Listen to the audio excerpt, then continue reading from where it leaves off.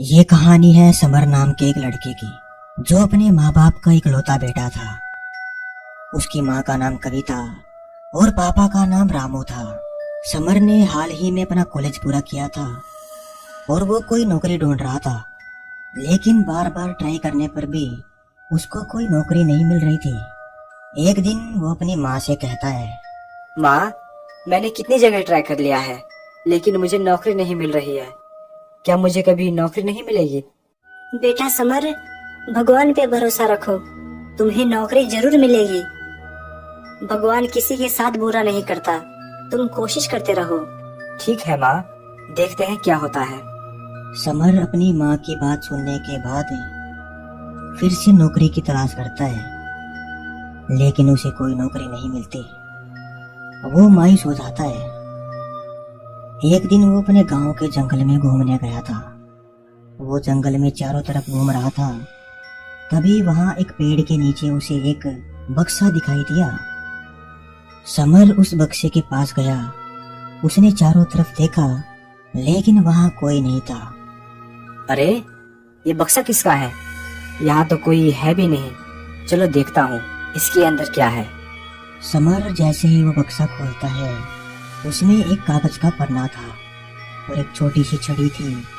Summer उस कागज पर लिखे शब्द पढ़ने लगा, जिसमें लिखा था कि अगर आप खजाना पाना चाहते हो तो रामपुर गांव के शिव की गुफा में जाकर आपको इस छड़ी को हाथ में लेकर बोल बम बोल बम बोल बम कहना पड़ेगा और वो खजाना तुमको मिल जाएगा। अगर नहीं मिला तो तुम एक पापी आत्मा हो और तुम वहीं पर मर जाओगे। समर ये पढ़कर डर गया कि खजाना भी मिल गया, लेकिन डर भी है कहीं मैं वहीं मर ना जाऊं। वो अपने घर गया। उसने अपनी माँ को वो कागज और वो छड़ी दिखाई और कहने लगा, माँ, खजाना भी है और डर भी है, कहीं मैं वहाँ मर ना जाऊं। बेटा, एक काम करते हैं कि मेरी तो वैसे भी उम्र खत्म होने वाली है, मैं वहाँ जाती हूँ। अगर मरना होगा तो मैं ही मर जाऊंगी। नहीं माँ, जाऊंगा तो मैं ही, जो होगा देखा जाएगा। समर ये कहकर रामपुर गांव के लिए निकल पड़ा। वो गांव में पहुंचा। वहां उसने एक आदमी से पूछा, अरे भाई, ये शिव गुफा कहाँ है इस गांव में? मुझे वहाँ जाना है। शिव गुफा का नाम सुनते ही वो आदमी एकदम चौकन्ना हो गया और कहने लगा, ऐसा उस शिव गुफा में क्या है? तुमसे पहले भी कई लोग आए थे, लेकिन जो भी इसके अंदर गया वो कभी वापस नहीं आया। अरे नहीं, मैं तो बस ऐसे ही पूछ रहा था। मैं तो भक्त हूँ शिव का, बस उनके दर्शन करने जा रहा हूँ। अच्छा ठीक है, जाओ, गांव के ऊपर पहाड़ पे वो गुफा है। समर पहाड़ की तरफ जाने लगा। वो उस गुफा के सामने पहुंचा। वहां एक आदमी बैठा हुआ था। वो समर को देखते ही कहने लगा, तुम यहाँ खजाने के लिए आए हो ना? मैं भी कब से यहाँ इंतजार कर रहा हूँ कि कोई तो उस खजाने को यहाँ से निकाले, ताकि मैं अपनी पूरी जिंदगी आराम से जी सकूं। अगर तुम्हें इतनी ही खजाने की जरूरत है तो तुम अंदर क्यों नहीं गए? लेकिन मुझे डर लगता है कहीं मैं अंदर ही मर ना जाऊं। तो ये डर तो सबको है कि कहीं हम अंदर मर ना जाएं।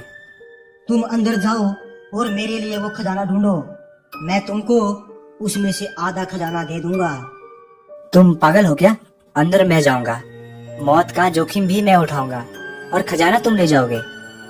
देखो लड़के, खजाना तो मैं लूंगा ही लूंगा, तुम नहीं तो कोई और सही।